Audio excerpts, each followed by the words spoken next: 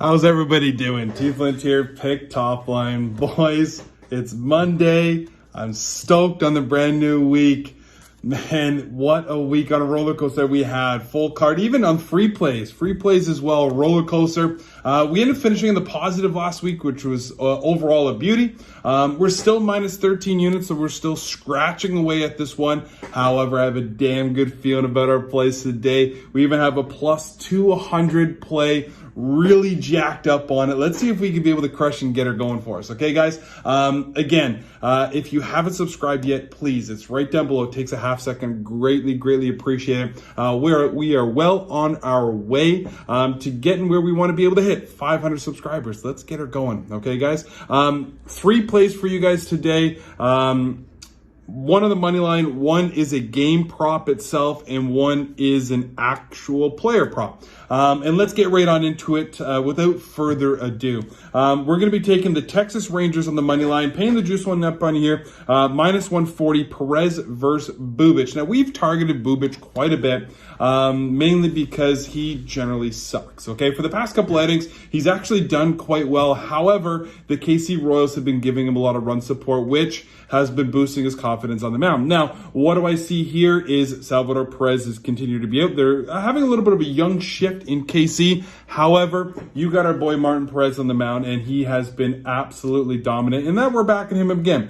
3.68 versus 5.29 X slug, 5.9 versus 12.6 BB percentage, 3.1 versus 9.3 barrel percentage.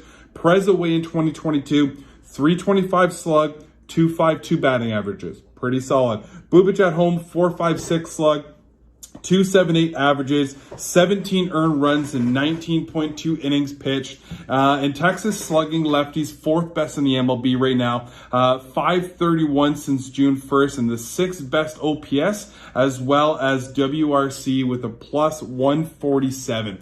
It's a great spot for our Texas Rangers to be able to get it done here and start this series off where it needs to be able to go against a struggling Kansas City Royals team who, if you're following the trends, has consistently struggled on Mondays. So let's see if we can be able to get that trend keep on rolling, okay?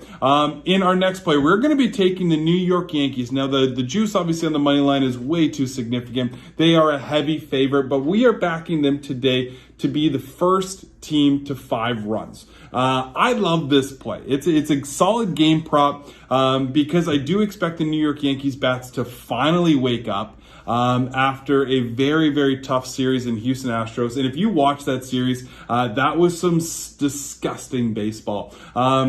Not so much on the run side of it, but it was a pitching duel that a pitching plate serve from what Houston Astros was able to bring to the table. Aside from obviously the 9th inning collapse in game 1, they really dialed it into a no-hitter and got things going. Now, obviously, they walked away to that one 2-2 in the series, and that is mainly thanks to Aaron Judge for the New York Yankees to be able to get it done. He should have even got more money regardless. You got Blackburn on the mound versus Montgomery today. You got Blackburn, which is a 17.6 K percentage, just doesn't strike out pitchers. On his last start, he was facing Seattle. He gave up 7 earned runs over 4 innings and only got 4 strikeouts.